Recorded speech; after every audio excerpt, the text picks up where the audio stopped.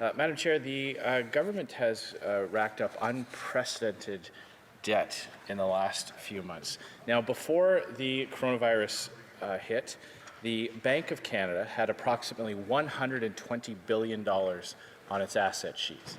It now has over $500 billion. So in other words, it has purchased almost $400 billion worth of additional debt. Can the minister tell Canadians where the Bank of Canada got the money to buy that debt with? The Honourable President of the Treasury Board. Thank you, Madam Speaker. The member is correct in highlighting that we have provided different types of support, including liquidity support to businesses and Canadians across Canada. Liquidity is rare in those sorts of crises, and it makes a big difference when it comes to helping Canadians make ends meet. The Honourable Leader of the Opposition. The Bank of Canada is buying up to $5 billion a week in bonds. Where is the Bank of Canada getting the money to buy those bonds? The Honourable President of the Treasury Board. And let me take advantage of this important question to highlight the fact that we started from a very strong position, including a very strong financial institution position in Canada before the crisis that made all sorts of institutions, including the Bank of Canada. The Honourable Leader of the Opposition.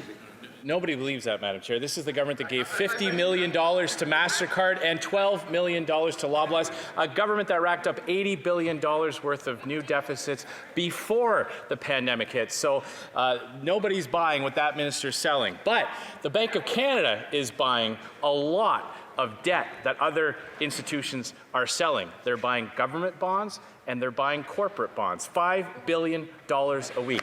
Where is the Bank of Canada getting the money to buy all those bonds with? The Honourable President of the Treasury Board. Well, thank you again for giving me the opportunity to add a bit more to my earlier answers. We started with three very important strengths. Economic strength.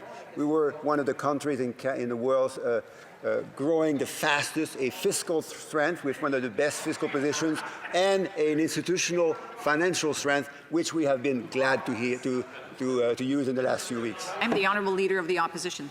The minister talks about a balance sheet. The balance sheet of this government racked up $80 billion worth of debt before the health pandemic hit. Now the Bank of Canada's balance sheet has quadrupled. It's gone from $120 billion to $500 billion because it's bought debt, it's bought bonds. Again, where is the Bank of Canada getting the money to buy the bonds? L'Honorable Président du Conseil du Trésor.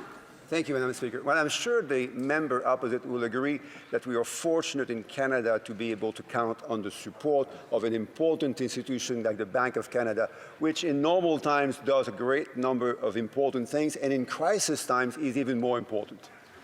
Honourable Leader of the Opposition, 44 seconds left. The Bank of Canada is buying all kinds of different bonds, and in fact they're doing so on the secondary market, which means that the first people to get the new money that the Bank of Canada is creating are bondholders and hedge fund managers and corporate institutions. The Bank of Canada is also buying record amounts of corporate bonds. Many of these companies are facing significant hardships.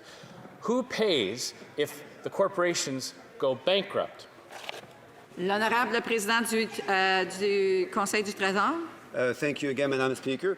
I would want to remind the member that something that he knows really well is that we have a fortune in Canada of having very strong financial and banking institutions, which we are all proud of in normal times, and we are depending very much on them in crisis times.